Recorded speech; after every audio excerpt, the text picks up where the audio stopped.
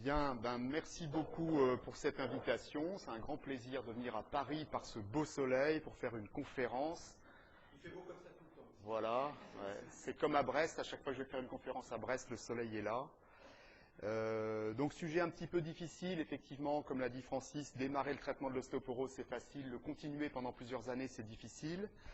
La conférence est un peu délicate aussi à réaliser parce qu'il y a des étudiants, des internes, donc qui ont avec un niveau de connaissance qui n'est peut-être pas le même que celui des seniors qui ont 35 ou 40 ans et beaucoup d'expérience. Donc je vais d'abord faire un rappel de base sur la conduite de la première séquence thérapeutique sur 5-6 diapos, 6-7 diapos, et ensuite on verra les problèmes liés au séquençage ultérieur. Donc, choisir la première séquence thérapeutique, je vous rappelle que pour évaluer une ostéoporose, il faut disposer d'un certain nombre d'informations de base, le recueil des facteurs de risque cliniques qui sont en général connus de tous les médecins, en particulier l'âge. Intrinsèquement, le risque de fracture est multiplié par 1,5, c'est-à-dire augmente de 50% quand un patient vieillit de 10 ans, par exemple, entre 70 et 80 ans. Donc les patients âgés sont toujours prioritaires pour le traitement. Bien évidemment, les antécédents de fracture. Qui a fracturé va refracturer. Le handicap neurosensoriel et les antécédents de chute dans l'année précédente qui sont hautement prédictifs de la survenue d'une fracture du fémur. La corticothérapie en cours. Maladies inflammatoires, le tabagisme, l'alcoolisme et l'indice de masse corporelle. Il est particulièrement utile, on en reparlera tout au long de cet exposé, de disposer au moment de l'introduction du premier traitement de radiographie du rachis thoracique et lombaire pour savoir si le patient ou la patiente a ou n'a pas de fracture vertébrale. Et il est probablement plus moderne maintenant pour tous ceux qui disposent d'un appareil de densitométrie avec un logiciel de VFA, de faire en fait un screening des vertèbres grâce à la VFA, qui permet sur le densitomètre d'obtenir une image de profil des vertèbres et de voir relativement facilement les fractures, en tout cas les fractures de grade 2 ou de grade 3. Et puis bien évidemment, la biologie générale, l'hémogramme, la fonction rénale, l'électrophorèse des protéines, un examen qui est médico-légal, les paramètres phosphocalciques, la calcémie, la phosphatémie, et n'en déplaise aux recommandations récentes de la HAS, le dosage de la 25-hydroxyvitamine D demeure à mon avis particulièrement utile. Les prescriptions qu'on fera à la première consultation sont d'abord d'expliquer au patient ce qu'il peut faire par lui-même pour aller mieux. 30 minutes de marche à pied par jour ou 3 heures d'activité par semaine. Ce seuil d'activité physique est particulièrement intéressant parce qu'il est partagé par les autres disciplines. Si vous voulez bien du point de vue cardiovasculaire, il faut faire 150 minutes de marche à pied par semaine, on retrouve cette quantité. Si vous voulez réduire votre risque de cancer colique et de cancer du sein, il faut faire 3 heures de marche à pied par semaine. Et finalement, quelle que soit la discipline envisagée, on retrouve toujours des seuils qui sont de cet ordre de grandeur-là, entre 2 et 4 heures d'activité physique à intensité moyenne par semaine sont protecteurs, et c'est le cas pour l'ostéoporose et les fractures. Ne pas dépasser plus d'un verre d'alcool par jour, consommer un produit laitier à chaque repas ou 2 produits laitiers plus une eau minérale riche en calcium, ce qui évitera de prescrire les comprimés de calcium qui ne servent pas à grand-chose. Mettre en place un plan de sevrage tabagique, c'est souvent l'affaire la plus compliquée dans l'ostéoporose. Mettre en place un plan de sevrage des corticoïdes, c'est-à-dire envisager s'il y a une maladie inflammatoire, un traitement de fond permettant ensuite d'épargner les corticoïdes, méthotrexate, anti-TNF-alpha pour une polyarthrite rhumatoïde par exemple. Et puis prescrire de la vitamine D, les doses classiques sont d'environ 100 000 unités tous les 2 mois, une ampoule d'UV-dose ou une ampoule de Zima-D tous les 2 mois, de façon à obtenir une concentration sérique entre 75 et 125 nanomoles par litre ou entre 30 et 50 nanogrammes par ml. L'important n'est pas la dose prescrite, l'important c'est la concentration obtenue 6 à 9 mois de traitement plus tard, car les effets bénéfiques de la vitamine D ne sont décrits que lorsque la concentration sérique de vitamine D est élevée, c'est-à-dire dans cette fourchette de valeur. Quelques contre-indications au traitement de fond qu'il faut connaître, parce que tout simplement ça va conditionner le choix du traitement. Si votre patient a une œsophagite sévère, pas de bisphosphonate par voie orale. Si votre patient a un état dentaire déplorable, c'est une contre-indication temporaire pour les bisphosphonates et le denosumab. On fait d'abord réaliser les soins dentaires, et puis 2 mois plus tard, quand la bouche est bien cicatrisée, on met en œuvre ces traitements. S'il y a un antécédent clair de phlébite profonde ou d'embolie pulmonaire, c'est une contre-indication pour les SERM et en particulier le raloxifène.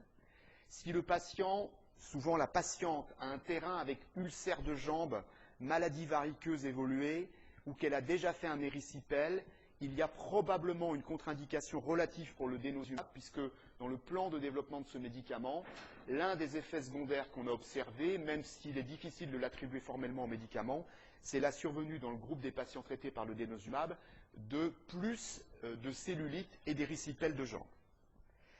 L'insuffisance rénale modérée, c'est-à-dire les clairances entre 15 et 30-35 ml/min sont une contre-indication pour les bisphosphonates et le tériparatide.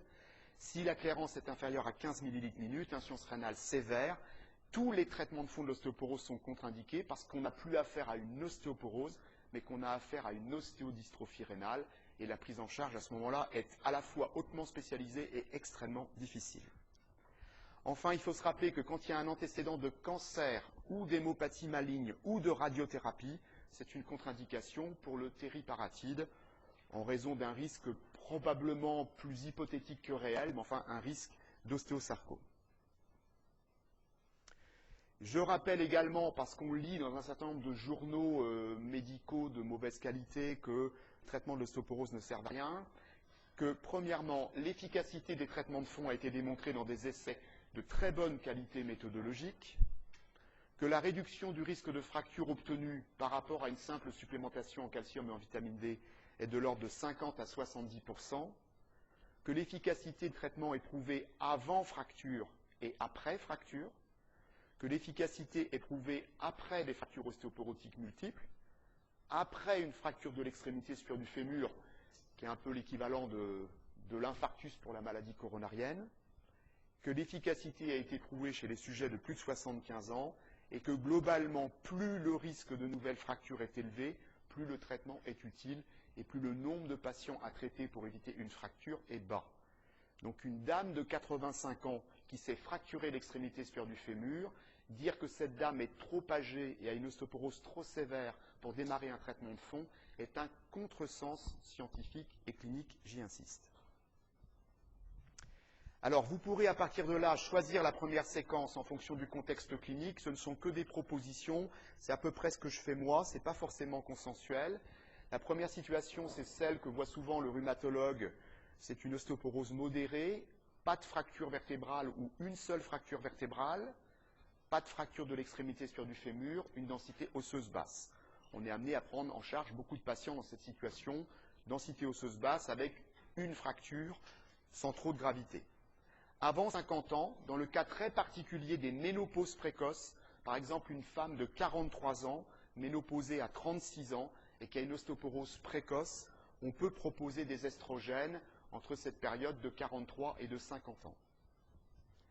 À partir de 50 ans et jusqu'à 70 ans, j'en reparlerai, je pense que le traitement d'une ostéoporose modérée de première intention, ce ne sont pas les bisphosphonates, c'est le raloxifène. Le produit réduit de 50% le risque de survenue des fractures dans cette situation et réduit de 50 à 60% le risque de survenue des cancers du sein, une femme sur 10 après 50 ans et une maladie grave. Les bisphosphonates peuvent être utilisés à partir de 65-70 ans en remplacement du raloxifène. Premièrement, car le raloxifène ne réduit pas le risque de fracture du col du fémur, donc ce n'est pas un médicament de la femme âgée. D'autre part, le raloxifène augmente un peu le risque de phlébite et d'embolie pulmonaire. Passé 70 ans, intrinsèquement, ce risque augmente avec le vieillissement. Et donc, passé 70 ans, ce sont les bisphosphonates qui peuvent être proposés en première intention. Lorsque vous êtes confronté d'emblée à une ostéoporose sévère avec 2 fractures vertébrales, ça arrive de temps en temps que dès la première évaluation, on a une densité osseuse effondrée, on a 2, 3, 4 fractures sur les radiographies. Le traitement actuellement recommandé, c'est le tériparatide, c'est-à-dire le Forsteo, car c'est le seul médicament qui stimule fortement la formation osseuse.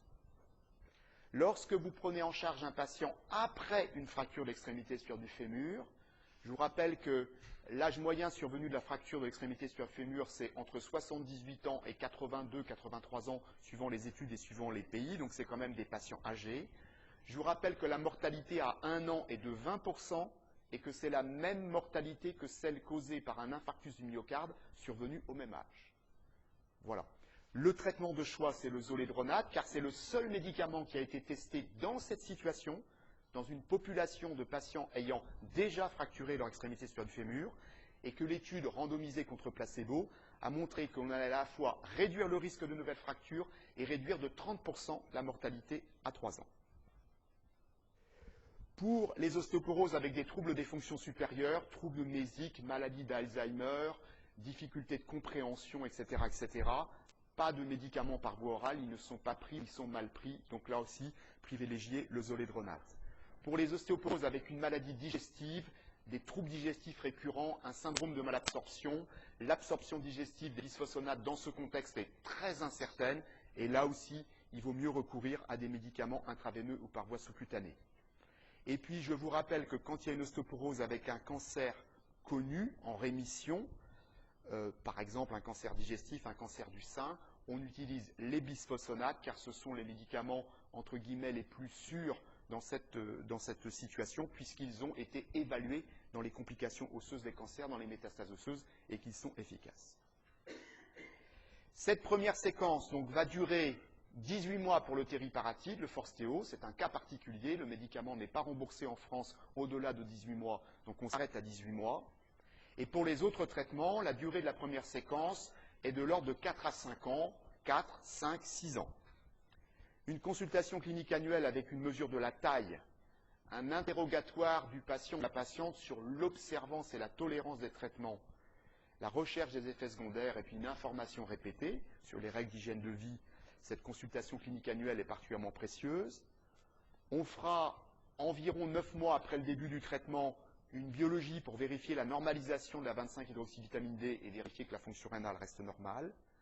Pas de densitométrie avant 4 ans, je pense que c'est inutile, sauf dans des cas un peu particuliers où on se dit par exemple qu'on peut arrêter un traitement au bout de 2-3 ans, une corticothérapie qui a été stoppée, le patient n'est plus sous corticoïdes, il n'a pas de facteur de risque particulier, on envisage un traitement, un arrêt précoce du traitement, c'est des histoires un peu de chasse. Dans cette situation, on peut faire une densitométrie plus précocement, mais la règle habituelle, c'est 4 à 5 ans.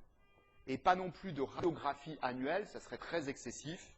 On fait des radiographies à la fin de la séquence thérapeutique ou une VFA sur le densitomètre, sauf bien évidemment si le patient consulte pour une douleur rachidienne ou qu'on observe une perte de taille entre 2 consultations annuelles qui dépasse 2 cm. Alors, la première séquence thérapeutique, c'est pas trop compliqué. Pour la deuxième séquence, c'est un peu plus compliqué.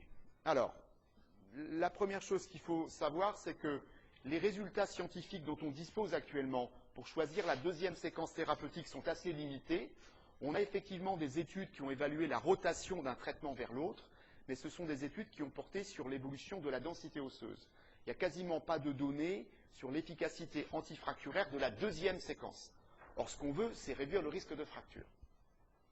Deuxièmement, et je vais vous le montrer avec un exemple concret, c'est difficile d'évaluer le résultat de la première séquence thérapeutique. Tous les experts écrivent il faut évaluer le résultat de la première séquence thérapeutique. Mais en fait, au bout de 4 à 5 ans, savoir si l'ostéoporose va bien ou va mal, c'est facile dans les cas caricaturaux, mais pour les patients qui sont un peu au milieu, on va voir tout à l'heure que ce n'est pas si simple. Et puis, troisième chose, c'est que les patients sont déjà hétérogènes au départ. À la première séquence, vous avez traité des gens de 60 ans, de 70 ans, de 80, de 85 ans. Vous avez traité des gens avec une densité basse, des gens avec fractures, des patients avec des multiples fractures. Donc déjà, la situation de départ, elle était hétérogène. 4 à 5 ans plus tard, cette situation, elle est encore plus hétérogène. On le verra, donc il faut vraiment une discussion et une prescription au cas par cas. Pour les jeunes de l'équipe, je vous ai mis 2 références ici. Un très beau papier en français de Karine Briot dans la revue du rhumatisme en novembre 2011, où elle fait une synthèse justement des rotations sur les traitements. Et puis un article un peu plus facile qui était destiné aux médecins de famille, une synthèse que j'avais faite dans la revue du praticien en avril 2012, un papier didactique, mais dont je sais par le retour de la revue qu'il a beaucoup plu. Alors, quelles que soient ces difficultés, il faut se rappeler cette règle, c'est que renouveler un traitement de fond de l'ostéoporose au-delà de 5 ans sans évaluation, Fosamax, Fosamax, Fosamax, Fosamax, Actonel, Actonel, Actonel, Actonel, sur une ordonnance reconduite comme ça, de mois en mois, de 6 mois en 6 mois, d'année en année, sans évaluation des risques et des bénéfices, c'est une mauvaise pratique médicale. C'est une mauvaise pratique médicale, toute thérapeutique confondue, mais en particulier dans le domaine de l'ostéoporose parce que ça expose à des inconvénients. Premièrement, vous allez prolonger un traitement qui éventuellement n'est plus utile. Donc c'est des coûts, c'est des effets secondaires pour pas de bénéfice. Vous allez prolonger un traitement qui ne marche pas.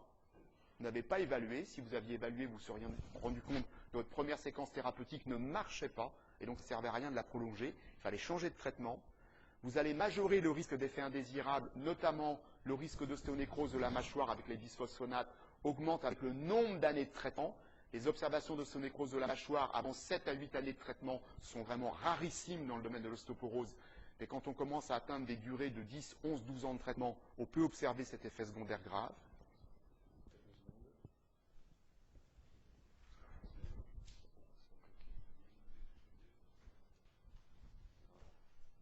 Bien. Donc, prolonger un traitement sans en évaluer les conséquences, c'est éventuellement prolonger un traitement inutile, c'est éventuellement prolonger un traitement inefficace, c'est majorer le risque d'effets indésirables, c'est décourager le patient parce qu'il voit finalement que c'est un traitement qui ne va jamais se terminer, qu'on n'évalue pas, donc il ne comprend plus très bien la signification et ça aboutit finalement à une mauvaise observance. Alors, reprenons certains éléments. Donc, les résultats scientifiques disponibles pour le choix d'un deuxième traitement sont assez limités. Bon, la première chose qu'on sait quand même, c'est qu'on sait ce qui se passe quand vous avez arrêté un traitement, et c'est variable d'une famille de molécules à l'autre. Pour le raloxifène, qui appartient à la famille des SERM, lorsque vous arrêtez le raloxifène, il n'y a pas d'effet rémanent. Vous arrêtez, le remodelage osseux repart. Et il n'y a pas de données claires sur le caractère antifracturaire du produit après l'arrêt du traitement. Ce qui sous-entend que quand vous avez fait une séquence thérapeutique de raloxifène, s'il persiste un risque d'ostéoporose, c'est qu'habituellement le cas, il faut prendre le relais par un autre produit. Pour ce qui concerne les bisphosphonates, risédronate, alendronate, zolédronate, lorsque vous avez fait une séquence thérapeutique de 3 à 5 ans et que vous arrêtez ces médicaments, vous avez un effet rémanent sur le remodelage osseux. La résorption osseuse reste freinée pendant 12 à 24 mois après l'arrêt du risédronate et pendant 3 à 5 ans après l'arrêt de l'alendronate et l'arrêt du zolédronate. Les bisphosphonates restent incorporés dans les travées osseuses et continuent à agir sur les cellules alors même que le patient n'en prend plus depuis plusieurs mois. Et l'effet antifracturaire perdure, ça a été montré dans l'étude FLEX, où l'alendronate a été arrêté après 5 ans de traitement, et on voit très clairement que l'effet antifracturaire persiste par rapport à un groupe qui continue de l'alendronate.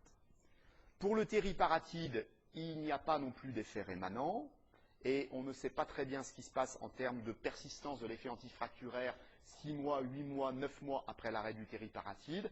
Donc même règle que le raloxifène, vous arrêtez le tériparatide, vous l'aviez prescrit pour une ostéoporose sévère, vous avez fait 18 mois de traitement, il faut absolument prendre le relais par un bloqueur de la résorption osseuse. Dernier traitement, le denosumab. Le denosumab, donc, qui bloque le système RANK-RANK-ligand, est un anticorps monoclonal qui est un bloqueur également de la résorption osseuse, mais qui n'a pas d'effet rémanent. Donc c'est vraiment différent des bisphosphonates. Lorsque vous arrêtez votre traitement par denosumab, le remodelage repart, la résorption osseuse repart, et là aussi, il faut soit poursuivre le traitement, soit choisir une alternative. J'ai fait disparaître de ce tableau le ranelate de strontium. Le ranelate de strontium, dont un certain nombre d'entre vous le savent, j'ai jamais été un fan pour différentes raisons, et j'ai jamais considéré que ce médicament était vraiment valide dans le traitement de l'ostéoporose. Les effets secondaires du ranelate de strontium ont été de plus en plus décrits au cours des années précédentes. Et en fin d'année 2013, l'Agence européenne a réévalué le rapport bénéfice-risque du médicament et a cette fois écrit de façon très claire que compte tenu des risques thromboemboliques aux membres inférieurs, des risques d'infarctus du myocarde qui ont été décrits dans les études ostéoporose et arthrose avec le ranelate de strontium, le bénéfice du médicament n'était pas suffisant et l'agence conseillait de ne plus l'utiliser. Alors, quelques études quand même. Celle de McClung en 2007, 225 femmes traitées depuis au moins 1 an par de l'alendronate par voie orale. En moyenne, les femmes prenaient en fait l'alendronate depuis 4 ans. Et une randomisation, poursuivre l'alendronate, 70 mg par voie orale par semaine, ou faire une rotation vers le zolédronate, donc un bisphosphonate injectable. Et en fait, vous voyez dans cette étude qu'il n'y a pas de différence finalement. Les gains osseux qu'on observe après 1 an de traitement sur le rachis ne sont pas différents entre la poursuite de l'alendronate par voie orale ou l'introduction du bisphosphonate par voie injectable. Ceci est dans le cadre d'une étude où l'alendronate était évidemment bien pris et où les patients étaient monitorés. Donc, le relais d'un bisphosphonate par voie orale par un bisphosphonate injectable, ça sera surtout intéressant lorsque vous aviez une mauvaise observance. Alors, en 2010, on a eu ce travail qui consistait à regarder ce qui se passait lorsqu'on faisait une transition d'un bisphosphonate vers le denosumab. Donc 500 patientes ménopausées, plus de 50 ans, une densité osseuse basse, qui prennent de l'alendronate depuis au moins 6 mois, et on fait donc une randomisation pour suivre l'alendronate ou switcher vers le denosumab. Et là, en revanche, on observe des gains supplémentaires. Alors l'ordre de grandeur est assez modéré, mais les différences sont significatives. Et sur le fémur, par exemple, à 1 an, le gain sous denosumab est supérieur au gain des patientes qui continuent l'alendronate par voie orale. Le tériparatide est souvent prescrit en traitement de secours lorsqu'une ostéoporose évolue mal avec un traitement un peu basique comme l'alendronate ou le raloxifène. Et donc cet auteur avait regardé ce qui se passait en termes de densité osseuse. Et vous voyez qu'après 18 mois de traitement par le tériparatide, chez les patientes qui étaient préalablement traitées par du raloxifène, eh bien, on observe un gain de densité osseuse sur le rachis et un gain de densité osseuse sur la hanche. Et chez les patientes qui étaient préalablement traitées par de l'alendronate, on observe également un gain de densité osseuse sur le lombaire et il n'y a pas de différence sur la hanche. Donc l'utilisation du tériparatide après avoir prescrit un médicament qui bloque la résorption osseuse, que ce soit un SERM ou un bisphosphonate, c'est tout à fait possible. C'est ce que montre également ce travail, qui est un travail un petit peu plus qualitatif, parce que là, il y avait des données qualitatives osseuses, par exemple sur le volume trabéculaire osseux ici, et sur de données de résistance osseuse. Donc 171 patientes qui sont depuis 2 ans sous alendronate ou sous risedronate et qui vont avoir du tériparatide et qui vont avoir un scanner qui va être fait sur les vertèbres L1 et L2 pour avoir des données de microarchitecture osseuse. Et on observe qu'effectivement, le passage du bisphosphonate au tériparatide entraîne une amélioration de la microarchitecture osseuse mesurée par scanner sur les vertèbres, que le produit soit de l'alendronate ou du risedronate. Et puis Felicia Kosman, en 2009, a publié ce travail qui est assez amusant. 126 patientes qui sont sous alendronate depuis au moins 1 an. Elles vont recevoir du tériparatide pendant 15 mois, puis à nouveau de l'alendronate pendant 1 an, puis à nouveau du tériparatide pendant 15 mois. Donc vous voyez les effectifs s'effilochent. 126, 72, 49, là il n'y a plus que 27 patientes. Mais enfin, ce qu'elle montre très clairement, c'est que quand on fait le premier switch ici, alendronate tériparatide, on a un gain de densité osseuse lombaire et on a une augmentation des marqueurs de formation osseuse. Et quand on fait le deuxième switch, donc la deuxième fois, où à nouveau on fait un switch alendronate tériparatide, c'est comme si on faisait une deuxième séquence finalement de tériparatide, on a à nouveau des gains de densité osseuse. Alors ils sont un peu moins importants, mais on arrive à nouveau à stimuler la formation osseuse, la densité osseuse augmente et le marqueur de formation augmente. Et puis bon, ça c'est très connu, quand on prescrit un bisphosphonate après une séquence de tériparatide, ben ça marche bien. Dans cette étude, après le tériparatide, il avait été fait des perfusions d'acide zolédronique, et vous voyez les résultats sur le rachis et sur la hanche. 2/3 des patientes ont une stabilité de la densité osseuse une fois qu'on met en place le bisphosphonate, et chez 1/3 des patientes, on va même obtenir un gain supplémentaire. Donc que retenir de ces études? Il y en a d'autres dans la littérature, mais on ne pouvait pas y passer 1 heure. Que retenir de ces études? Premièrement, il est inutile de passer d'un bisphosphonate à l'autre, et en particulier de passer d'un bisphosphonate par voie orale à un bisphosphonate par voie intraveineuse, si le premier traitement était bien pris dans de bonnes conditions, à jeun, le matin, une demi-heure avant le petit déjeuner, et de façon régulière. En revanche, si le premier bisphosphonate était mal pris, mal absorbé, avalé avec du jus de fruits, avalé avec du lait, pris à 10 heures le matin, pris 1 semaine sur 2, bref, qu'on s'aperçoit que le patient ou la patiente n'a pas été capable de respecter les conditions de prise du bisphosphonate, mais qu'a priori l'indication du traitement était bonne, et à ce moment-là, il faut utiliser bien évidemment le zolédronate intraveineuse qui règle les problèmes. Deuxième chose, l'utilisation d'un bisphosphonate après une séquence de 18 mois de tériparatide est recommandée et utile pour stabiliser ou améliorer la densité minérale osseuse. Le tériparatide prescrit en sens inverse, c'est-à-dire après un échec de traitement par un bisphosphonate ou un SERM, reste efficace pour améliorer la densité minérale osseuse. Et puis le dénosumab, après un bisphosphonate, peut aussi améliorer la densité osseuse. Il n'y a pas de données claires sur les fractures actuellement. Alors, deuxième point de cet exposé, comment on va faire pour évaluer le résultat favorable ou défavorable de la première séquence thérapeutique. Donc vous êtes à 4 ou 5 ans de traitement et vous vous dites je vais évaluer. Alors en théorie, ce n'est pas compliqué, puisqu'il faut disposer des informations avant-après, puis les comparer. Donc les facteurs de risque, l'évolution du risque de chute, le poids, la taille, la densité osseuse si elle a été mesurée sur le même appareil, dans les mêmes conditions techniques et sur les mêmes sites anatomiques, le nombre et la gravité des fractures vertébrales avant traitement et après traitement, les conditions de survenue d'éventuelles fractures périphériques, est-ce qu'il y a eu des chutes, des traumatismes, etc. Et puis une biologie. Donc ça, en théorie, c'est assez simple. On a les informations avant, on a les informations après et on compare. En fait, vous allez voir que c'est un peu plus compliqué. J'ai pris ici un exemple un peu caricatural pour me faire comprendre. Cette femme de 70 ans a comme facteur de risque principal une ménopause précoce à l'âge de 42 ans. En 2008, elle a une évaluation et on observe qu'elle fait 45 kg pour 1,62 m, qu'elle a une densité osseuse basse sur le lombaire et basse sur le fémur, elle n'a pas de fracture connue, elle n'a aucune plainte rachidienne, et à cette époque-là, il n'y a pas de radios qui sont faites, ni de VFA. Elle n'a pas d'autres facteurs de risque, et le clinicien prescrit un bisphosphonate, du risédronate, et de la vitamine D pour 5 ans. 5 ans plus tard, la patiente est revue après 5 ans de traitement par bisphosphonate. Sa taille est inchangée, son poids est à 48 kg, elle n'a toujours pas de douleur rachidienne. La densité osseuse lombaire et fémorale n'a pas bougé, ni à la hausse ni à la baisse, dans le plus ou moins 2% que constitue l'écart classique sur les densitomètres. Elle n'a pas présenté de fracture périphérique, mais cette fois-ci, le médecin décide, en plus de la densitométrie, de faire une VFA, c'est-à-dire de regarder les corps vertébraux de profil. Et là, surprise, il y a 2 fractures vertébrales, pas sévères, de grade 1, mais il y a 2 fractures vertébrales qui intéressent T10 et L2. Et puis on apprend surtout qu'en 2011 et 2012, elle a eu 18 mois de prednisone parce qu'elle a eu une maladie de Horton, par ailleurs guérie, avec une corticothérapie qui a été arrêtée. Le médecin qui est optimiste, qu'est-ce qu'il pense? Il voit que la taille de la patiente est stable, et donc il se dit que les fractures vertébrales devaient exister avant. Simplement, l'évaluation n'avait pas été faite au moment du démarrage du traitement. Deuxièmement, il observe que la densité osseuse est stable, alors même que la patiente a été sous corticoïdes pendant 18 mois.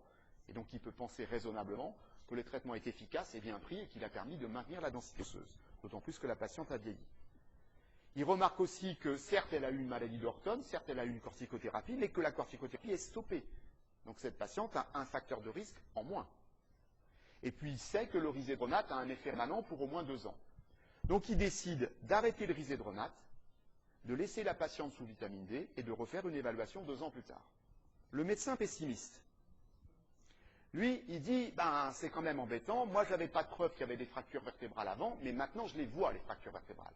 Donc je suis obligé de considérer que c'est maintenant une ostéoporose avec des fractures vertébrales, donc une ostéoporose sévère. La densité osseuse n'a pas baissé, mais elle n'a pas non plus monté. Donc peut-être que le traitement est insuffisamment efficace ou peut-être qu'il n'est pas pris de façon régulière.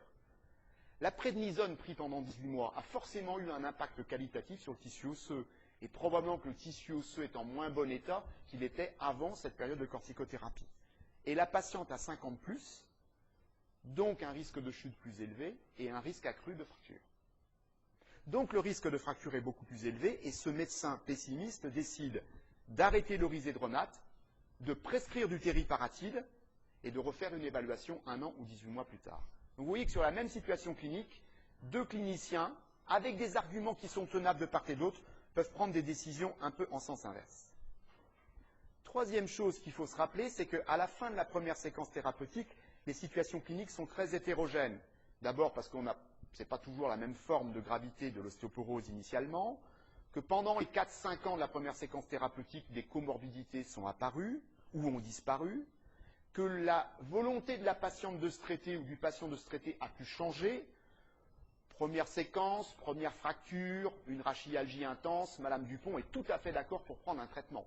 5 ans plus tard, elle a plus mal, elle va bien, elle n'a pas refracturé, quand le médecin lui parle de faire une deuxième séquence thérapeutique, elle dit « Oh là là, c'est peut-être dangereux de continuer à prendre des traitements alors que je vais bien et que je n'ai pas fait de fracture. » Le médicament choisi pour la première séquence, il a ou il n'a pas des effets rémanents.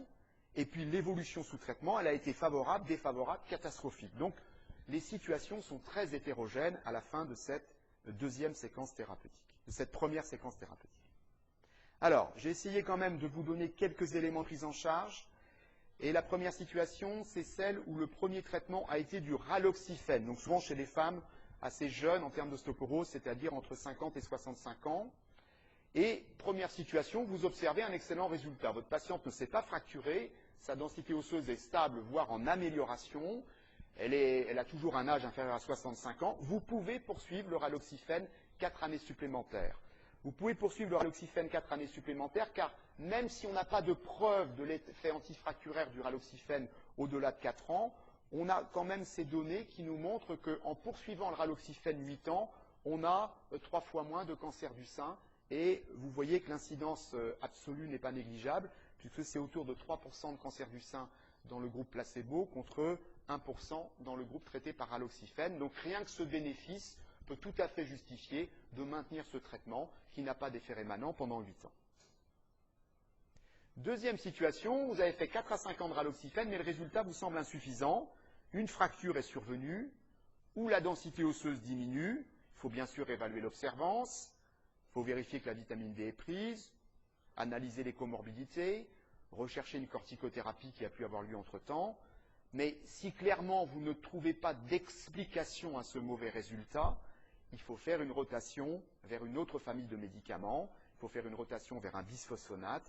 Et à ce moment-là, et en particulier si vous avez des doutes sur l'observance de cette première séquence thérapeutique, parce qu'on en reparlera après, c'est ça le principal problème. L'évolution défavorable de l'ostéoporose, c'est 3 fois sur 4, un traitement qui n'est pas pris. Donc, il vaut mieux à ce moment-là faire une rotation vers un bisphosphonate intraveineux. Troisième situation, très mauvais résultat après votre séquence de raloxifène, 2 nouvelles fractures vertébrales, ou une fracture de l'extrémité supérieure du fémur, ou 2 fractures majeures, par exemple une fracture du cadre obturateur plus une fracture de l'humérus. Il faut à nouveau évaluer l'observance, la vitamine D, les comorbidités, rechercher une corticothérapie. Et à ce moment-là, vous ferez une rotation soit vers le tériparatide s'il y a des fractures vertébrales multiples, soit vers le zoledronate s'il y a surtout des fractures périphériques ou une fracture du fémur. Deuxième cas de figure, je vous rassure, je ne vais pas en envisager 30. Deuxième cas de figure, votre première séquence thérapeutique, c'était 4 à 5 années de bisphosphonate. Donc ça, c'est la majorité des patientes qu'on voit en consultation.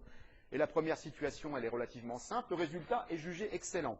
Pas de nouvelles fractures sous traitement, une densité osseuse qui est stable ou qui s'est améliorée, pas de nouveaux facteurs de risque. Le seul problème, c'est que votre patiente a vieilli de 5 ans, mais à part ça, elle va très très bien. Vous pouvez à ce moment-là arrêter le bisphosphonate. Il y a un effet rémanent qui est d'au minimum de 2 ans. Poursuivre simplement la vitamine D et refaire une évaluation 2 à 3 ans plus tard. Et éventuellement, faire une nouvelle séquence de bisphosphonate après cette interruption.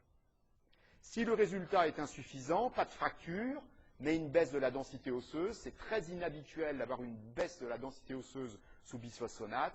Évaluer l'observance, en général, c'est le problème. L'horaire des prises, souvent le médicament est pris après le petit déjeuner, et à ce moment-là, ça ne marche pas, ou bien il est avalé avec un verre de lait ou un jus de fruits, ou avec un yaourt. Doser la vitamine D, rechercher les comorbidités, et à ce moment-là, vous pourrez faire une rotation vers le zoledronate intraveineux ou vers le denosumab par voie sous-cutanée. Vous pouvez aussi vous trouver dans une situation où carrément c'est la catastrophe. Vous avez donné un traitement pendant 4 à 5 ans et c'est la catastrophe parce qu'il y a plusieurs fractures vertébrales. Donc il faudra faire une rotation vers le tériparatide.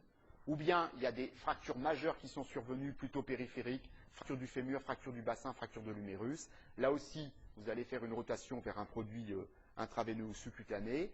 Mais rappelez-vous que dans cette situation-là, une ostéoporose traitée par un bisphosphonate chez qui on voit apparaître des fractures périphériques, c'est probablement parce que le risque de chute persiste et que vous n'avez pas agi sur le risque de chute. Une ostéoporose traitée efficacement du point de vue osseux, du point de vue tissulaire, qui fait 7 ou 8 chutes par an dans sa maison, parce que la maison n'est pas équipée, parce que la patiente prend 3 psychotropes, parce qu'elle a une cataracte qui n'a pas été opérée. Vous avez beau traiter l'ostéoporose, les chutes vont survenir et les fractures vont survenir. Enfin, dernière situation, 18 mois de tériparatide, le traitement a été prescrit pour une ostéoporose sévère, le résultat obtenu est temporaire car le tériparatide n'a pas d'effet rémanent, la densité osseuse va d'ailleurs baisser lors de l'arrêt du tériparatide, donc il faut toujours poursuivre par une séquence de bisphosphonate pour une durée initiale de 3 ans et le plus souvent par voie intraveineuse si la patiente est d'accord. Donc, après une première séquence thérapeutique, si l'évaluation de l'efficacité est très favorable, vous pouvez maintenir le raloxifène pour une durée totale de traitement entre 4 et 10 ans du moment que votre patiente a moins de 70 ans. Et vous pouvez au contraire envisager une suspension de traitement pendant 2 ans si c'était des bisphosphonates. Il faut maintenir la vitamine D, maintenir des apports calciques suffisants, maintenir l'activité physique et s'occuper de la prévention de la chute. Et on fait une nouvelle évaluation 2 ans plus tard. Si l'évolution de l'ostéoporose est défavorable, il ne faut pas changer immédiatement de thérapeutique sans réfléchir. Il faut commencer par vérifier le diagnostic initial. Est-ce que c'était bien une ostéoporose? Est-ce qu'il n'y a pas une hypercalcémie à 2,70 millimoles par litre, ce qui n'est pas très élevé, mais avec une parathormone à 120, et en fait c'est un adénome parathyroïdien, et vous n'avez pas traité l'adénome parathyroïdien, donc l'évolution de l'ostéoporose est défavorable. Il faut regarder quelle était la gravité initiale de l'ostéoporose. Peut-être que votre traitement de base était trop light, par exemple du raloxifène, pour une dame qui avait 2 bases, 3 fractures vertébrales. L'observance thérapeutique est un point clé, la nutrition, les activités, les nouvelles comorbidités, les conditions de réalisation du traitement, les circonstances de survenue des fractures. Est-ce que ce sont des fractures spontanées? Est-ce que ce sont des fractures après une chute banale de sa hauteur dans sa maison? Ou bien est-ce que c'est une dame de 75 ans qui fait de la danse de salon et qui a fait un vol plané sur un parquet ciré, et qui est atterri sur les 2 mains comme ça après une chute d'1,50 m et qui s'est cassé un poignet? Ce n'est pas un échec de traitement de l'ostéoporose, ça. Ça, c'est un vol plané sur un parquet trop ciré. Et la décision d'une rotation thérapeutique, qui est en fait souvent utile, sera prise au cas par cas après avoir bien analysé le dossier clinique. Quelques séquences logiques dans le traitement de l'ostéoporose, et je vais terminer par ça. On prend le cas particulier d'une patiente évaluée vers l'âge de 60 ans, on lui prescrit 4 ans de raloxifène, entre 60 et 64 ans, et à 64 ans, on fait une évaluation. L'évaluation est favorable, on peut poursuivre le raloxifène entre 64 et 68 ans. On fait une nouvelle évaluation vers 68 ans. Elle est stable, mais on sait qu'il n'y a pas d'effet rémanent du raloxifène. La patiente a toujours une densité osseuse basse, elle a vieilli de 8 ans, elle est toujours à risque de fracture. On peut faire un relais par les bisphosphonates pendant 5 ans, entre 68 et 73 ans. L'évolution est favorable, on fait une pause thérapeutique de 3 ans, on refait une nouvelle évaluation et éventuellement on pourra faire une deuxième séquence de bisphosphonates entre 76 et 81 ans. Si vous arrivez à tenir ce marathon, vous êtes très fort. Deuxième séquence à peu près logique également, une évaluation vers 60 ans, du raloxifène pendant 4 ans, mais lorsque vous faites votre évaluation à 4 ans, premièrement la patiente a fait une phlébite, donc il y a une contre-indication à poursuivre le traitement, deuxièmement elle a fait une fracture vertébrale. Donc à ce moment-là, il faut faire un relais plus précoce par des bisphosphonates pendant 5 ans, entre 64 et 69 ans. L'évaluation est favorable, on fait une pause thérapeutique de 2-3 ans, on fait une nouvelle évaluation et éventuellement une deuxième séquence de bisphosphonates. Séquence 3, une évaluation vers 68 ans et d'emblée une ostéoporose sévère, 2 fractures vertébrales lors de la première consultation.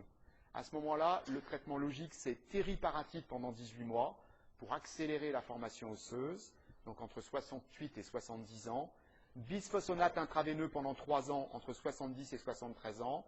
L'évaluation en général est favorable dans cette situation. On peut faire une pause thérapeutique de 2 ans, refaire une évaluation, de nouveau favorable. On peut refaire une deuxième pause thérapeutique de 2 ans, et puis finalement, c'est plus tard qu'on va constater une évolution défavorable avec la notion de chute, une fracture de l'humérus. À ce moment-là, on s'aperçoit que la dame a une cataracte, qu'elle a une cécité partielle et que c'est ça qu'il faut faire. Il faut l'opérer de sa cataracte pour qu'elle voie et qu'elle ne tombe plus dans sa maison. Il y a des essais qui ont montré que le traitement de la cataracte réduisait dans les 2 ans la survenue des chutes et des fractures. Et puis bien sûr, on prescrira un bisphosphonate intraveineux. Donc 4 messages sur ce topo. Avant 65 ans, devant une ostéoporose modérée, plutôt débutée par le raloxifène, compte tenu des effets bénéfiques sur le cancer du sein, et puis surtout parce que vous gardez des munitions pour l'avenir, vous gardez les bisphosphonates pour l'avenir. La survenue d'une fracture périphérique après une mauvaise chute n'est pas toujours un indicateur d'un échec de traitement. Votre traitement peut très très bien fonctionner, mais si vraiment il y a eu une mauvaise chute, la fracture va survenir et il ne faut pas changer de thérapeutique, il faut s'occuper de la chute.